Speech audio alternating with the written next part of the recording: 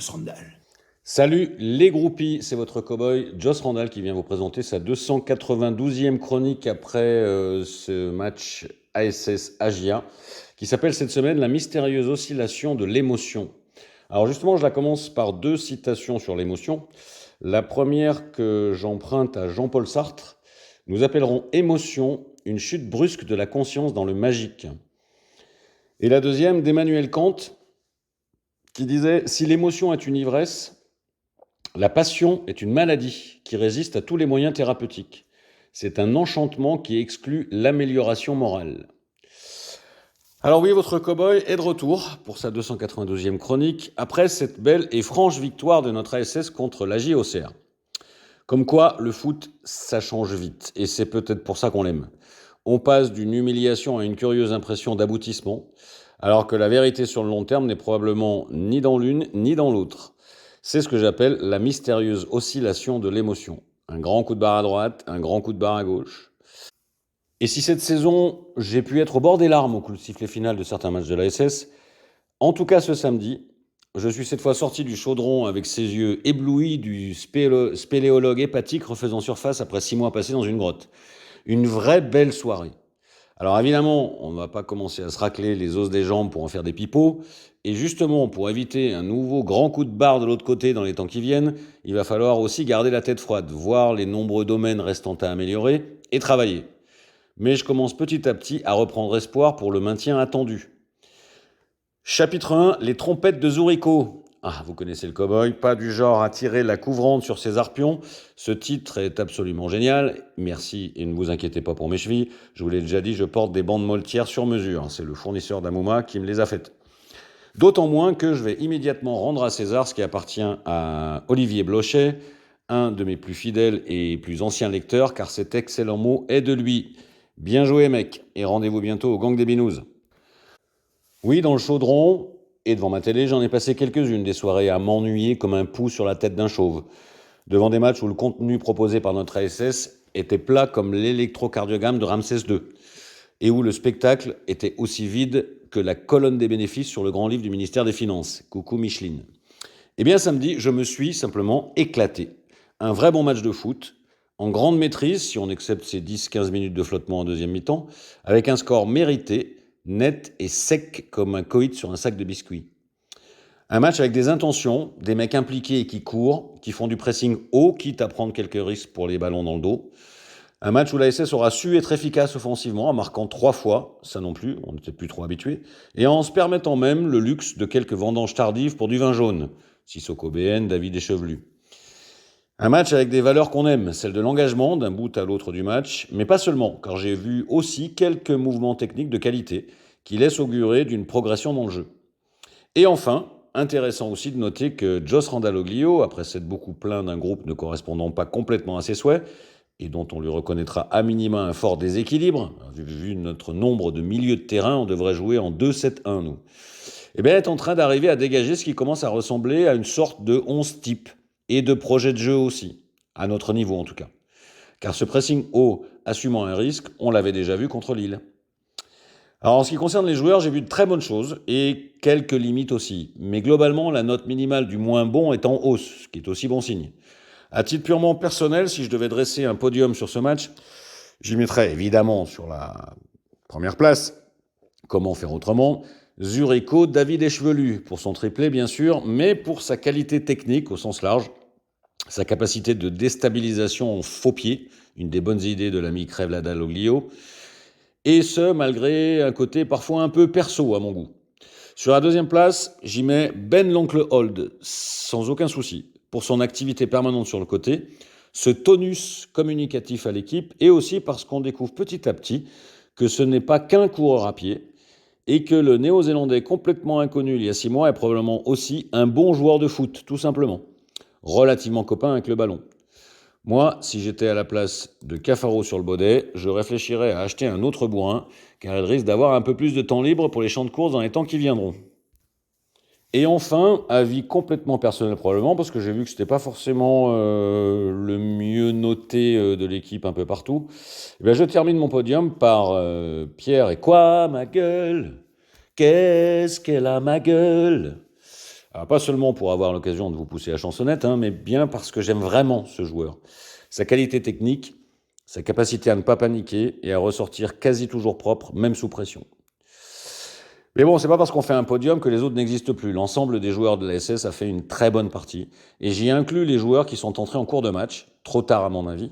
Notamment le dernier triptyque qui aura permis de remettre le pied sur le ballon au milieu, merci Boubou, et anéantir devant les dernières velléités de l'AGIA de venir nous courir sur le haricot avec leurs bottines à clous.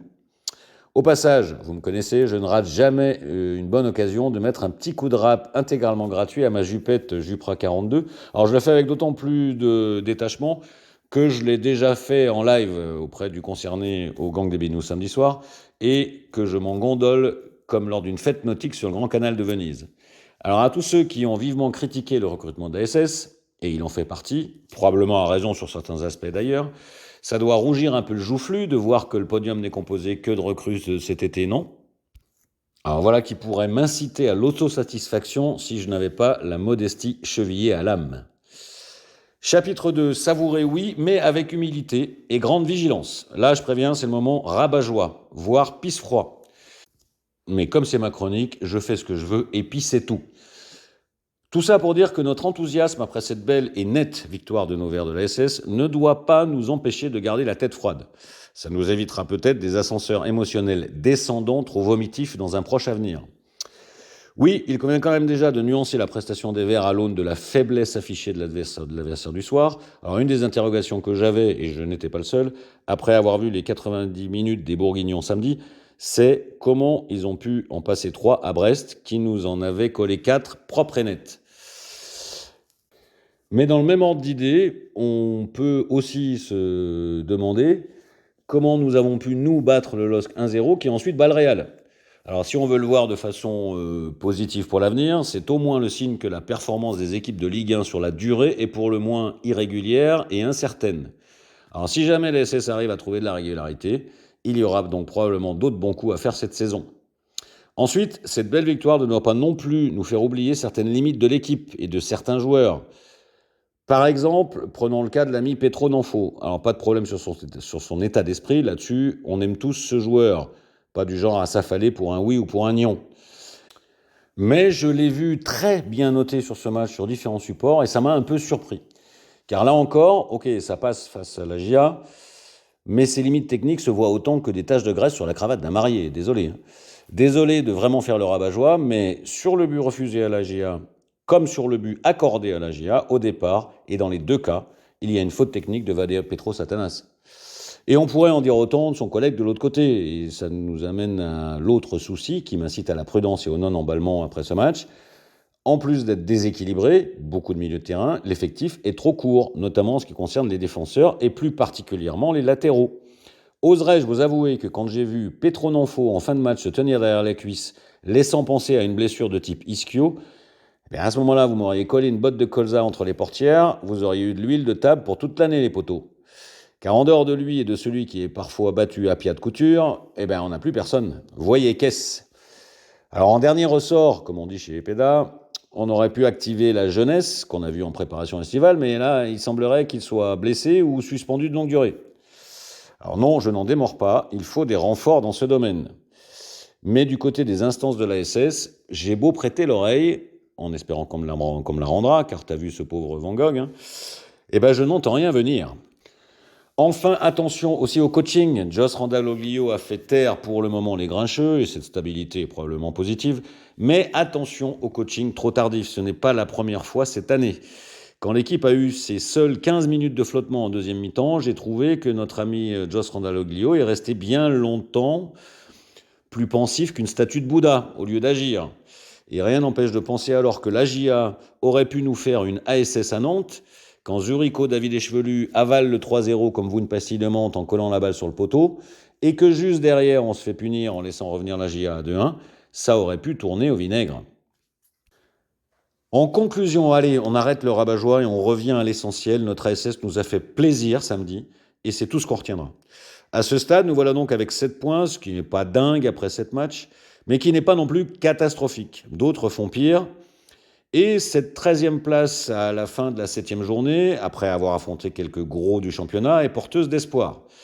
Et ce, même si nous pointons déjà avec 4 défaites, dont une branlée et une humiliation. Mais l'histoire retiendra que c'est probablement celle contre le HAC, dans notre championnat à nous, qui sur le long terme nous coûtera le plus. Mais justement, à l'inverse, cette victoire contre la GIA, une autre équipe de notre championnat à nous, est à l'inverse positive pour l'avenir. En résumé, pas de quoi se l'exposer au musée de l'Homme pour épater les touristes, mais il semble que nos Verts sont sur le bon chemin. Après, nous avons vu une SS tellement différente d'un match à l'autre qu'il faudra encore attendre pour se faire une idée de projection. Nos Verts seront-ils capables de reproduire régulièrement ce type de match, de gagner contre toutes les équipes de son championnat et de maintenir ses attitudes dans tous les matchs, y compris contre les équipes plus fortes qu'elles? Là est la question, comme disent les amateurs de Shakespeare qui, comme mon Hools, ne parlent pas un mot d'anglais. Moi, pour ce week-end, je garderai le souvenir d'une très belle soirée de foot, ponctuée par une très belle soirée avec les potes du gang des Binous, à se pisser parmi, comme disent les Helvètes de mon Guillaume, et avec une rencontre aussi inattendue que parfaitement agréable surgie de mon lointain passé. Que demande le peuple? Le peuple vert, évidemment. Salut les groupies!